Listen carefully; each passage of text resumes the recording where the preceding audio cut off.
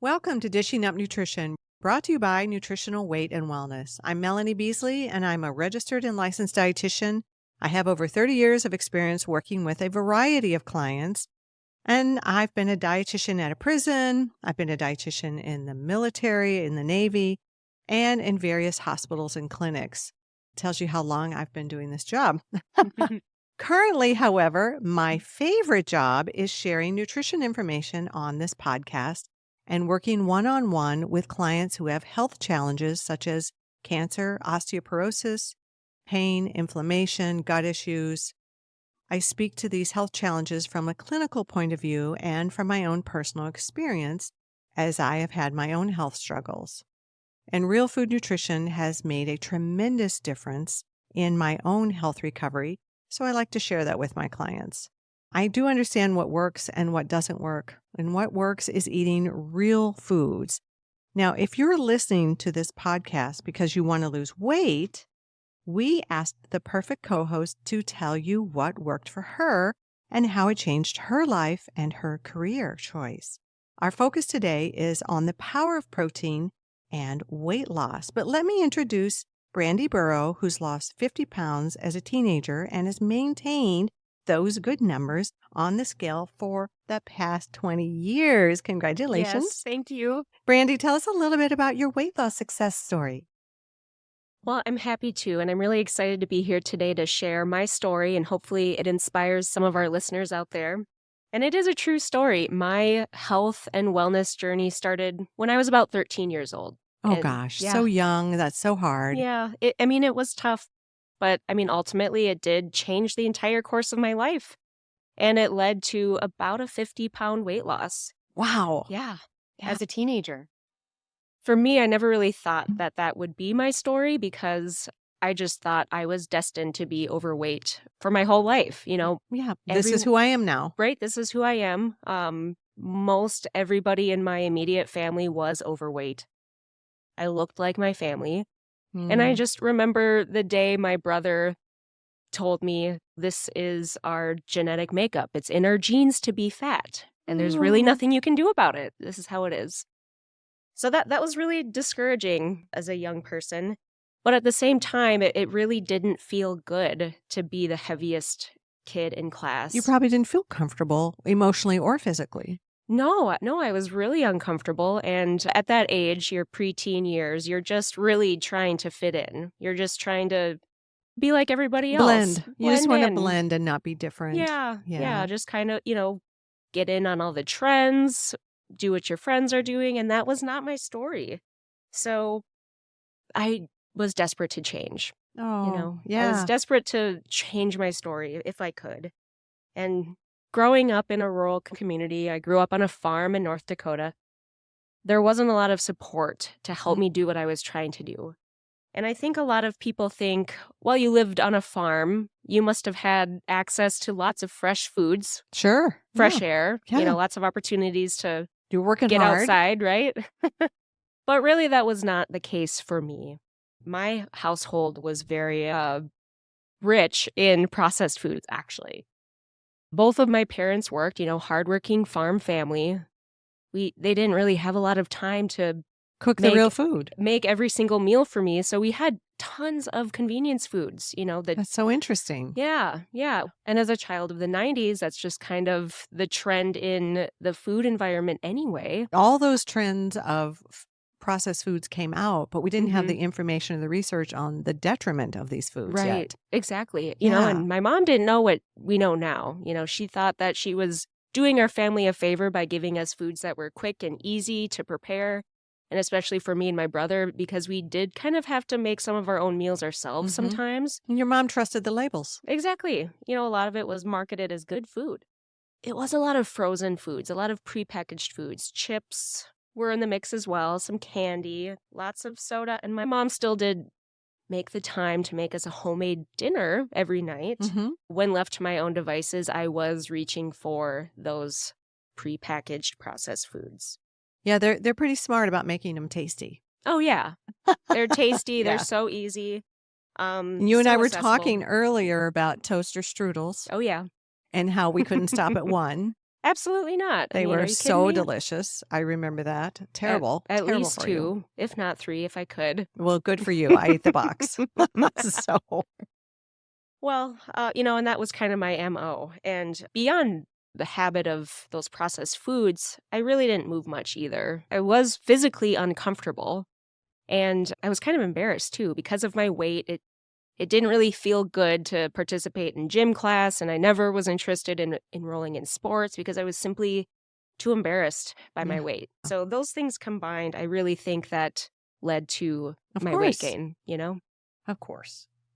When I look at you now, you're very fit, you're very healthy, you're lean, you're full of energy. So tell us what happened and what did you do to change?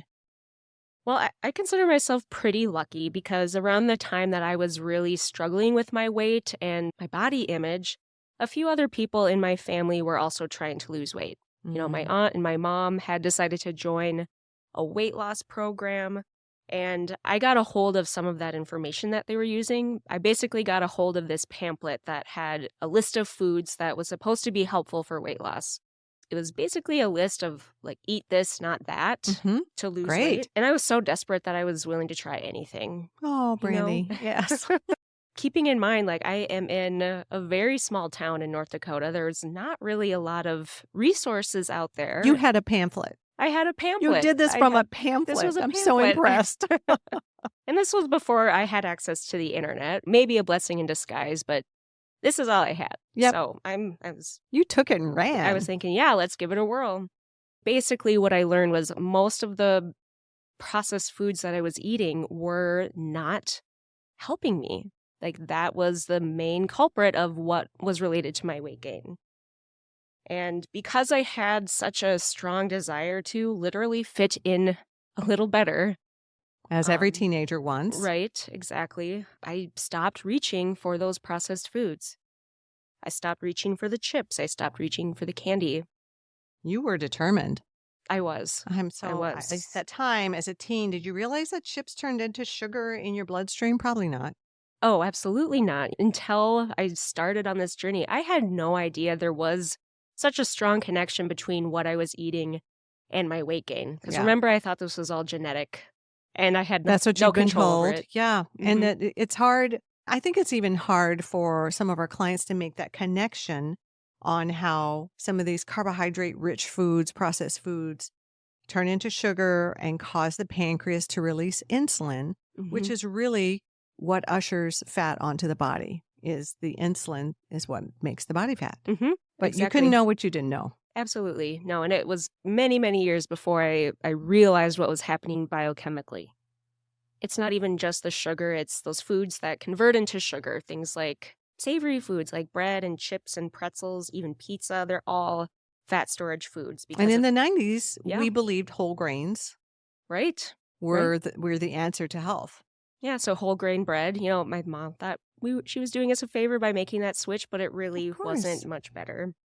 Instead of just eliminating those foods, right, I was replacing them with real food carbohydrates and adding some protein, adding some healthy fats.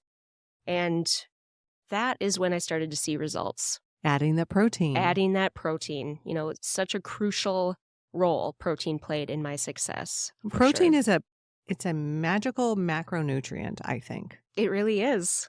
Definitely. For so many things. You gave up sugar foods, cookies, candy. You stopped buying chips and frozen pizza, but you added in the protein. And so protein not only was giving you that satiety factor, but it was revving your metabolism by 30%. That's right. So it was giving you the energy probably to be a little more mobile. Exactly. Yeah. And I mean, that's part of my story too. The more changes I made with the foods I was eating, the more energy I had. And I was able to move a little bit more. And I slowly started taking a few walks, started really slow, taking a walk, riding my bike for 20 minutes a day. And a pound or two would come off every week when I first got started. And that was incredibly motivating. Oh, I bet it was. Wasn't genetics. Right, Yeah. right. Did you give up any other food? Well, yeah, there are a few other things that I had to say goodbye to. Soda was a big one. I was used to drinking at least one, if not two, regular sodas every day. But the breakfast cereal was another big one. I'd start Oh, my yeah. morning almost every morning with a big bowl, if not two bowls of sugary cereal. But the big change that I had to make was switching to more of like a savory breakfast. So instead of the cereal, I was doing a few eggs cooked in real butter. You had access to them on the farm, right? That's right. Yeah, actually, my grandma still had chickens. She lived a mile away, so we were getting farm fresh eggs. Mm-hmm. And we did actually have butter. I know margarine and those butter spreads were so popular in the 90s, but we actually used real butter, Good which for we know is you. really great for your metabolism. And yeah, those eggs, that actually helped me feel so much better, so much energy in the morning. I could make it to lunch period without feeling like I needed to take a nap Yeah. in the middle of the classroom. Sustainable and keeping Hmm. you full because Right. eggs are a great source of protein. Exactly. Exactly. So really important for that satiety factor. So a few eggs, a little butter, maybe a small piece of fruit or something. And that was, it was simple, something I could make on my own. And you didn't have the sugar crash in the middle of school. Didn't have the sugar crash, so I had good energy, good moods. I was doing a lot better in school. Oh my Magic. gosh, that's fantastic. I'll bet your mother appreciated your better moods. The focus on increasing animal protein, you're not only more satisfied and it's sustaining you at school, Right? but you're also is how we're able to make neurotransmitters, That's right. which is the brain chemicals that help us feel happy, relaxed. So all Yeah. good things for a teenager Oh, absolutely. and good things for the mother of a teenager. No kidding. Yeah, and I think, I had no idea that was happening behind the scenes, biochemically, but I was experiencing better moods and my relationships with my friends were so much better and I was Oh, making more friends. It was life-changing, I have to tell you that, and I'm just feeling more energized. Ultimately, I picked up my love of the outdoors, hiking and running and biking, which is a huge part of who I am today. And this whole experience, I have to say, changed my life to the point that I wanted to pursue it on a professional level. I wanted to help other people discover the positive impact that eating real foods had on me. And ultimately, I decided to pursue a career in dietetics and went to dietetic school. I love this story so much. Well, let's go to break really quick. You are listening to Dishing Up Nutrition. Today, we're sharing information about the reasons to eat sufficient protein for weight loss. Brandy is sharing her fabulous story with us. It's so motivating. Protein is the powerhouse nutrient for weight loss. Many of you know that in the past, you were told to eat less to lose weight. Did eating less work for you? You have to ask yourself. Maybe for a short time and then you fell off the restrictive starvation type plan because you're hungry and you went straight to the cookie jar. We have a better plan, a better answer for weight loss. Eat more protein, eat more vegetables, and eat only natural beneficial fat, like Brandy mentioned, the butter. Eating real food takes commitment, practice, and support. We now offer those support sessions called ongoing support and education. A little bit of education and a lot of support. Starting the week of January 22nd, 2024, you can sign up for an in person session. And if you're living in Montana or New York, we offer these sessions on Zoom. Look over our offering and sign up. Go to weightandwellness.com or talk to a real person at 651 699 3438. We'll be right back.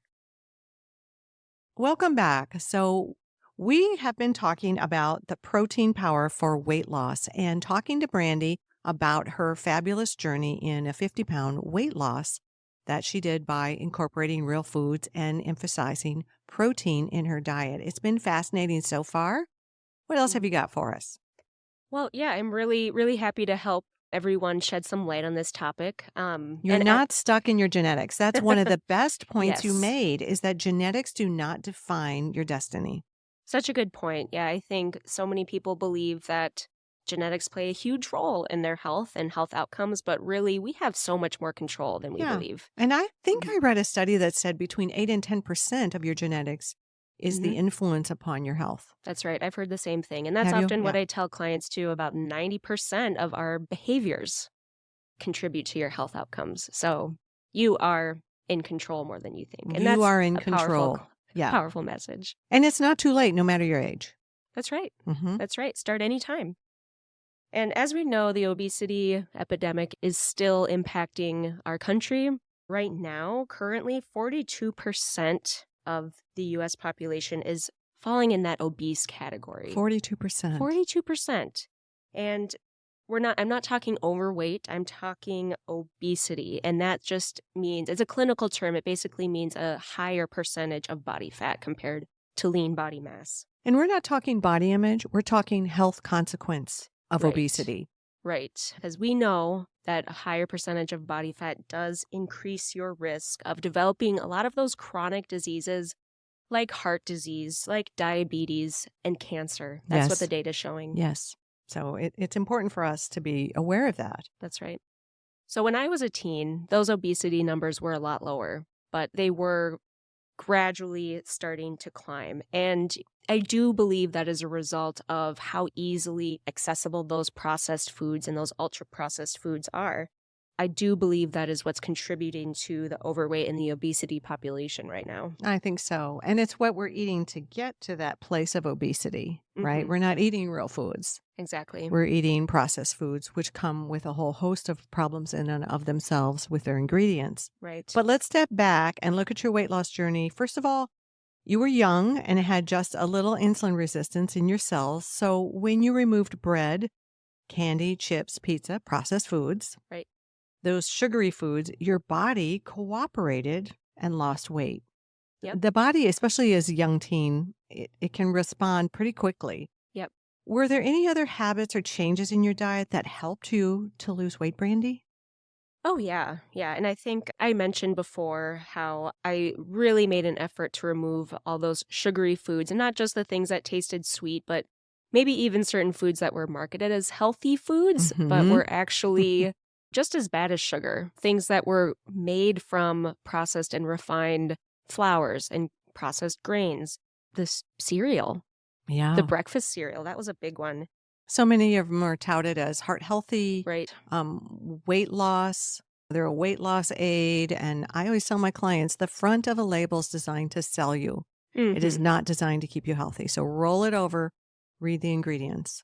Yes, read that ingredients Better list. yet, pick a food that doesn't have a label. Yeah, no, that's what I tell my clients too. If you find yourself reading a label, you need to stop and pause. Good, yes. But yeah, that breakfast cereal, I think it is a unknown source of hidden sugar in so many people's diets. And unless you're limiting it to about a half a cup, maybe it isn't as detrimental as it could be. But I think most of us are eating at least a couple of cups. I personally was eating somewhere around 3 or 4 cups. Yeah, that's what I used to eat when I had cereal. And then you sprinkle sugar on top. Then you add sugar with some skim milk, so you're just not really getting that natural fat in there. So yeah, it's not a good start to a day, not a good metabolism boost for your day. Yeah, it's not in so many ways. And even I hesitate to even say half a cup of cereal is okay because that's an angry portion. Right. That's just enough to make you angry. Yeah. It's really not satisfying. So perhaps more and more people are now realizing that breakfast cereal is just not the breakfast of champions that we were told, because the business section of the Star Tribune newspaper announced that General Mills sales fell by 2% this past year.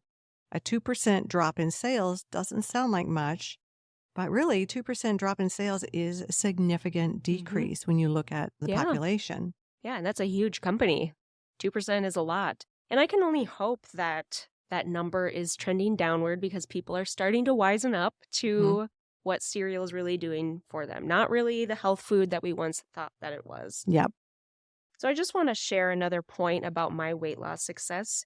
I want to point out that I wasn't just cutting out cereal. I wasn't just removing all of these processed foods. You weren't on a necessary calorically restrictive diet. Yes, I think that's really important to emphasize here, that I was adding so many new foods into my life. I was adding more vegetables. I was adding more protein.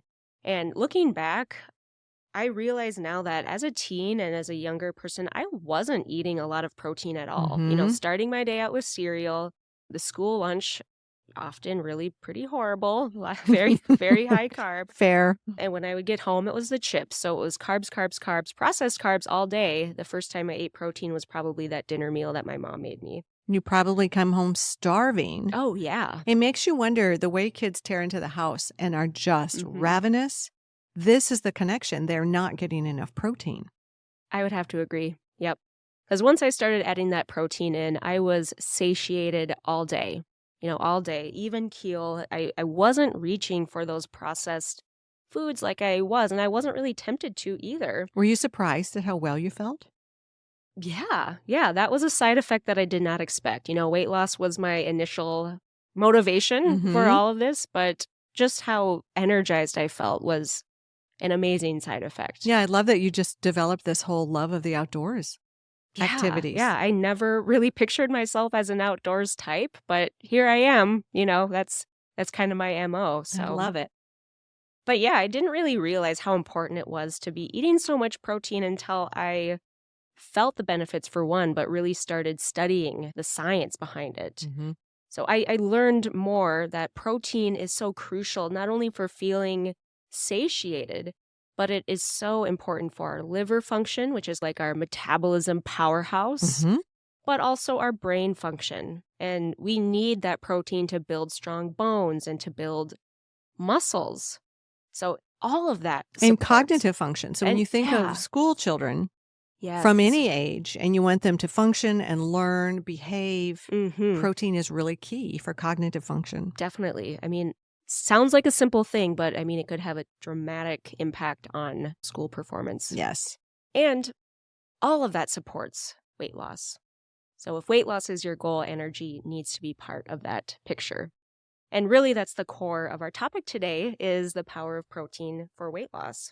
And circling back, it revs your metabolism by 30%. That's right. So you want to have the energy to participate in life. Definitely. Yeah. And there's a lot of research, old and new, that supports the importance of protein for weight loss, tying into how it impacts cravings, how it supports building muscle, appetite control, and like you said, boosting metabolism by about 30% every time you eat it. It's fabulous. Yeah. Well, let's start with a study reported in the American Journal of Clinical Nutrition almost 10 years ago, June 2015. The takeaway that was reported as a successful strategy to prevent or even treat obesity was to eat sufficient protein.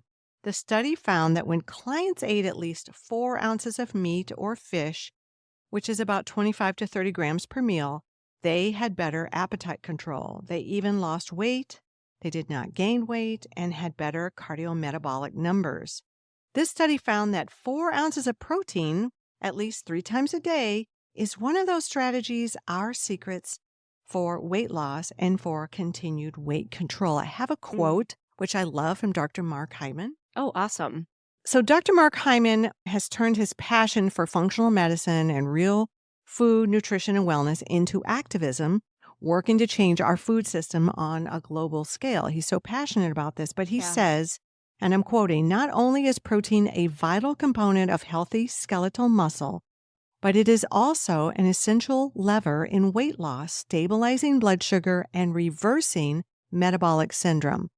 And when it comes to animal-based protein, we can't just say all meat is good or no meat is good. It's a matter of what types and sources of protein you're eating and what the rest of your diet looks like. So you change not only what you were putting in, but also you took out. Correct. Yeah. Right. So important.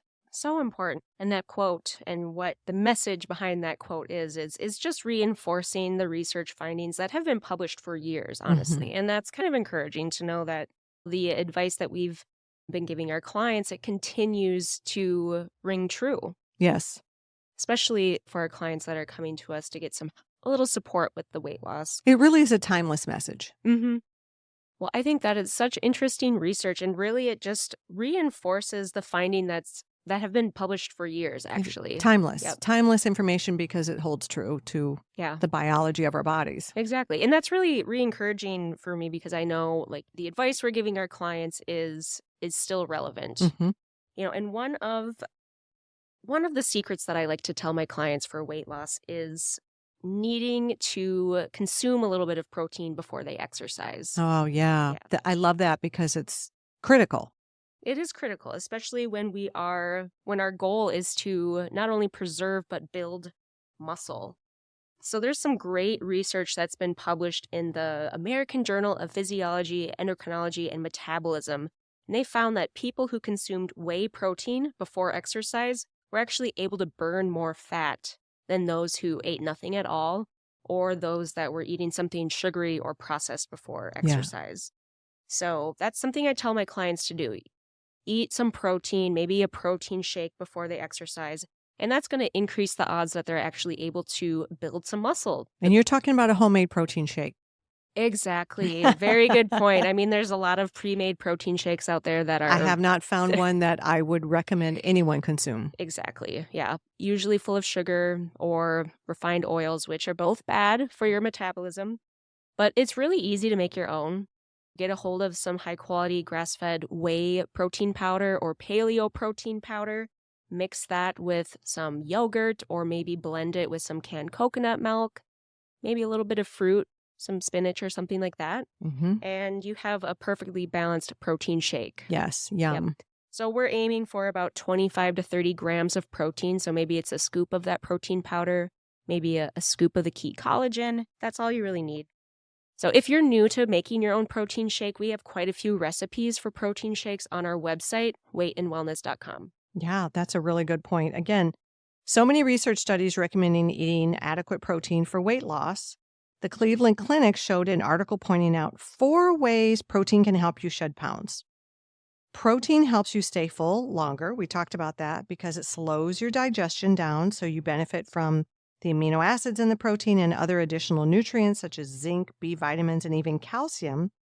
This article also reported that higher protein diet over a longer period of time has been linked to eating less and weighing less. That's amazing. Even more evidence that protein is the secret to weight loss. And I would say not just weight loss, but sustaining that weight loss. Yes. It also, I believe, plays such an important role in living an active lifestyle.